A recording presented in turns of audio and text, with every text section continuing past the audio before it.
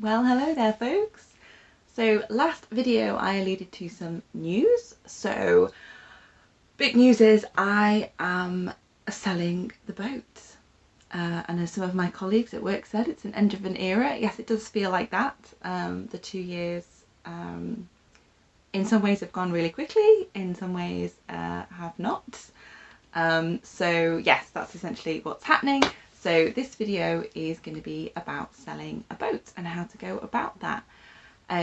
So very briefly, you guys all know, if you're regular watchers of me, that I've not been too well in the last sort of 6 months to a year.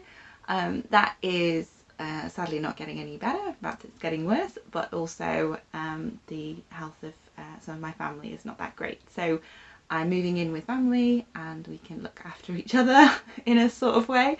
So it's sad, but in a way I think it's the best thing to do.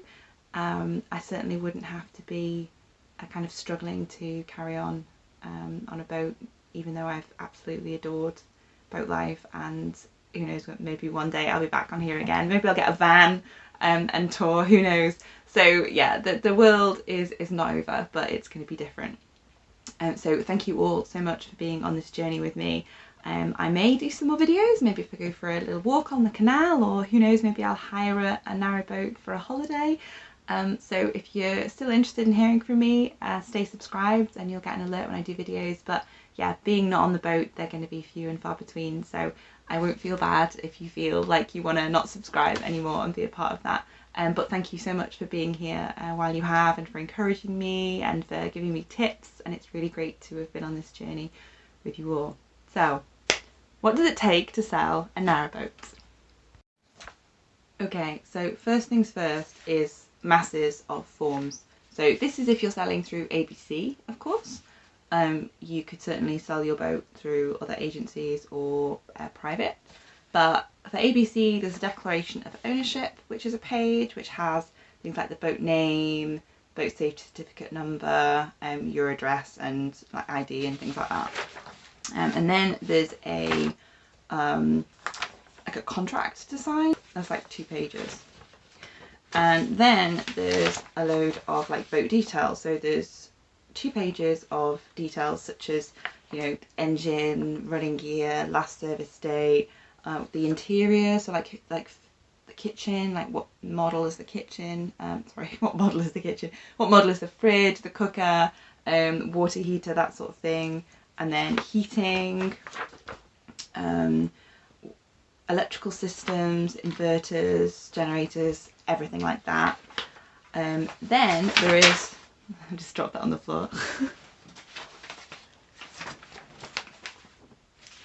Okay. Then there is a boat like layout form, which I have not done. I'm assuming the Marine Office will do that for me. Hope so. Hopefully by this point it'll be done. By the time you see this, maybe.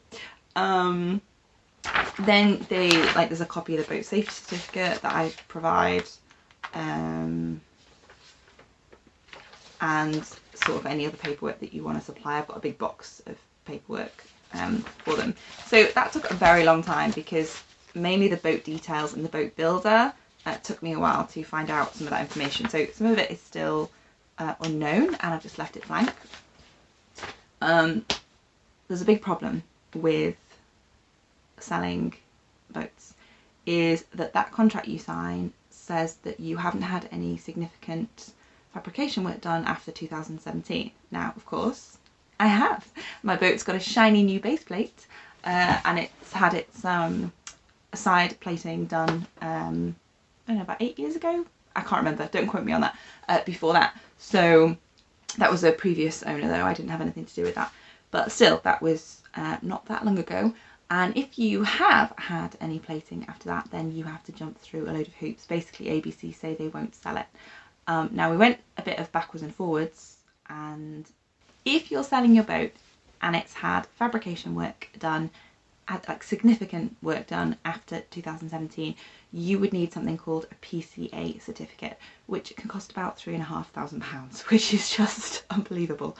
And what that is a certificate that this one company in the UK, only one, so they have sole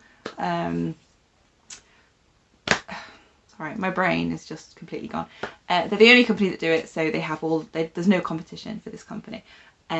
Now, they could come to the marina to do that, and they do boats, like all boats, so big ships, ocean-going boats. They do all boats, all ships, and all it is that it compares where the boat is now, so say its position in the water, its, you know, water worthiness, and where the vents are and stuff like that, that side vents I'm talking about, where they are in comparison to the original specifications of the boat.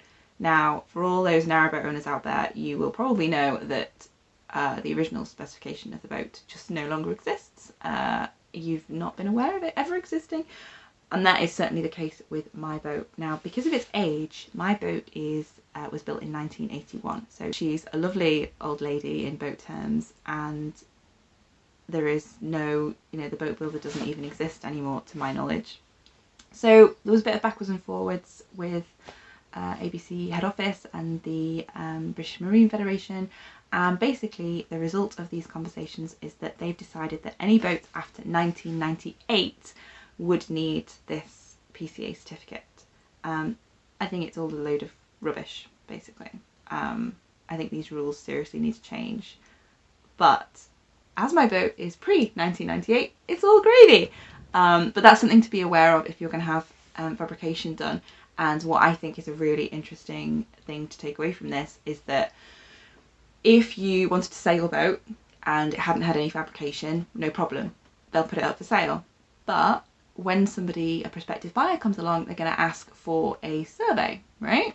Now, if the survey says it needs like a base plate, a new base plate or anything like that, then the buyer could either ask for money taken off, or the seller could decide they'll get the work done and then sell it for the price they wanted. If the seller decides to do the work, then technically it would have to go off the market, right? Because then it's just had this work done and it hasn't had a PCA. So sellers beware. If somebody comes along and wants your boat but it needs work done post-survey, sell it to them for less money. I think that's my personal opinion, because then they can sell it and they can get the work done. Yeah, it's a real minefield, and I think if you're going to sell your boat, chat to and you suspect that work might be done, or even if work shows up that it needs doing, before you decide to do the work and charge the same amount of money or more for your boat, have a chat to your broker and just check that there isn't any weird rules there, because it could have really stuck me up the duck. Is that even a phrase? No.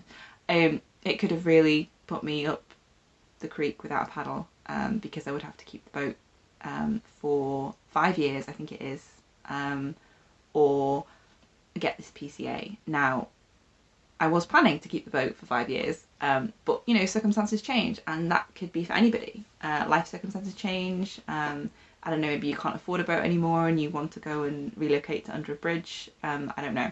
So circumstances might change, and it's always worth being aware of that before you say, yeah, I'll keep my boat for 5 years, no problem. Because, yeah, life being what it is right now, anything could happen. So that's something, yeah, just something I wanted to tell you guys about and to make you aware of, a bit like when I had the survey done, you know, there's always that small print that causes a problem. So yeah, hopefully that will help some people in their quest to sell or buy. So, next steps. I am moving off, so I have a load of stuff in my boat right now, sitting right here. So I'm taking all that this afternoon and I'm moving off, and then I will be coming back sort of for a couple of weeks, probably weekends after work, to do some work on the boat. So some of the window seals need cleaning, and you know, there's things like, well, general cleaning I suppose, but doing bits of DIY. I need to have a look at one of the mushrooms, so things like that. So I won't record any of that, it'd be really boring, and to be honest, I'm pushed for sort of time and energy now to record minutiae of stuff, and I've already shown you a lot of the stuff that I'm going to be doing. So I'll be doing that, and then she'll be going on the market, and they will need to do some jobs while it's on brokerage, some things that I've asked them to do that they haven't had a chance yet, so that's going to happen, and hopefully some